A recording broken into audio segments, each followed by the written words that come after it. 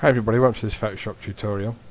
This is just a very quick one, and it's regards. Somebody actually sent me a message, and the message was that when they Control T to transform, they have what they called this little nugget in the middle, and they wanted to know what it was actually for.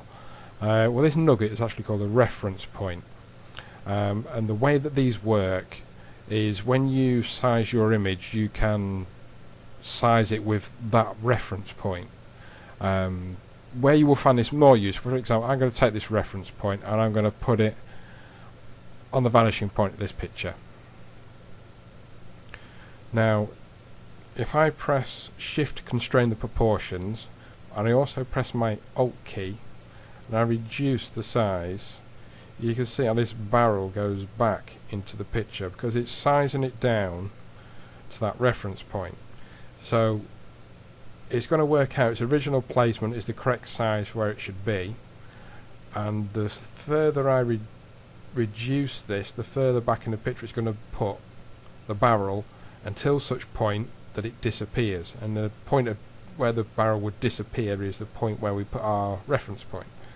So this is quite good. For example, you could have this drum here, and I don't know, maybe we wanted to make multiple copies, so we'll Control J a couple of times, get our move tool on one of these, Control T. Again, we're going to take that reference point to the vanishing point of the picture. I'm going to press my shift key to constrain the proportions and my alt key to use the reference point. I'm going to scale it down so there's a barrel a little bit further in the distance there. And we'll get our third one. Again, we're going to Control T. We're going to take the reference point to the vanishing point of the photo. Shift to control proportions. Alt to utilise the reference point. And I'm going to make this one considerably smaller.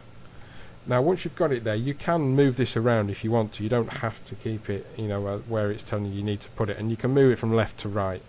It's all going to be on the same plane of focus, so there's not going to change its size dramatically when you're moving it left and right. But we return to accept that, and we'll go back to this second barrel, for example, and we'll move this a bit further over this way. So now we've got three barrels that are gradually getting smaller as they go into the distance. You can see a use for this in some things, but normally within compositing, it's just if you've got something, a reasonable size, but you want to put it in the background, you want it to look realistic, you can utilize that reference point to scale things down proportionally according to the vanishing point of the photo. So Mark, who sent the email, regards the nugget in the middle. That's what it's for.